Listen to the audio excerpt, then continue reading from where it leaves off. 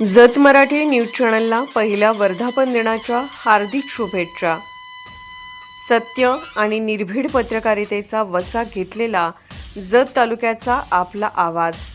Jat Marathi news चॅनलच्या पहिल्या वर्धापन दिनानिमित्त चॅनलचे संपादक यशवंत कोळी, सर्व पत्रकार आणि प्रतिनिधींचे मनपूर्वक अभिनंदन।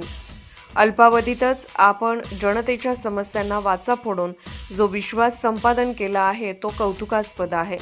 पुढील वाटचालीस लाख लाख शुभेच्छा। वलभीम तात्या पाटील, मनसे तालुका अध्यक्ष, जत कृषी अशोक चौगले, सरपंच हिवरे।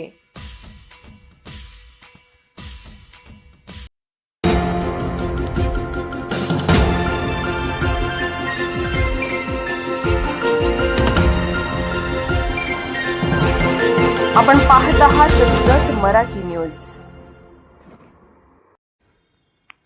जत तालुक्यात रणधुमाळीची तयारी। 9 जिल्हा परिषद, 18 पंचायत समिती निवडणुकीसाठी 235 अर्ज वैध। अर्ज माघारीनंतरच चित्र स्पष्ट। मायकादेवी यात्रेचा मतदानावर परिणाम होणार का?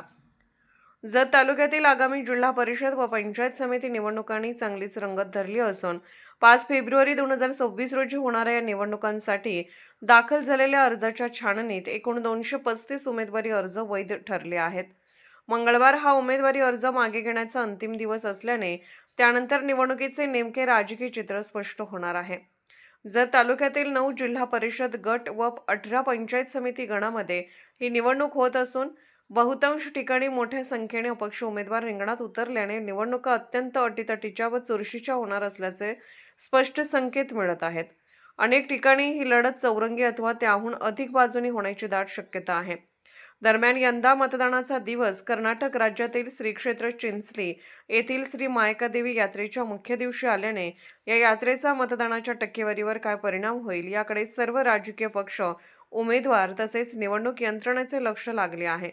या पार्श्वभूमीवर निवडणूक आयोग कोणता निर्णय घेणार याची उत्सुकता वाढली आहे।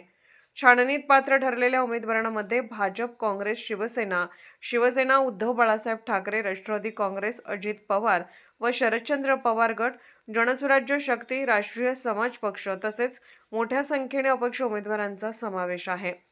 9 जिल्हा परिषद गटांसाठी एकूण 95 उमेदवार पात्र ठरले असून पंचायत समितीच्या 18 गणांसाठीही मोठ्या प्रमाणावर उमेदवारांनी रिंगणात उडी घेतली आहे। या निवडणुकीत भाजप आमदार श्री गोपीचंद पडळकर, जत नगर परिषदेचे नगराध्यक्ष डॉक्टर रवींद्र आरळी, माजी आमदार श्री विलासराव जगताप, श्री विक्रमसिंह सावंत, सांगली कृषी उत्पन्न बाजार समितीचे सभापती श्री सुजय उर्फ नाना शिंदे, माजी सभापती श्री सुरेशराव शिंदे, जिल्हा परिषदेचे माजी अध्यक्ष श्री अण्णासाहेब गडदे, माजी सभापती श्री तमनगौडा रवी पाटील तसेच राष्ट्रवादी काँग्रेस पक्षाचे नेते मनसूर खतीब यांची प्रतिष्ठा या निवडणुकीत पणाला लागली आहे।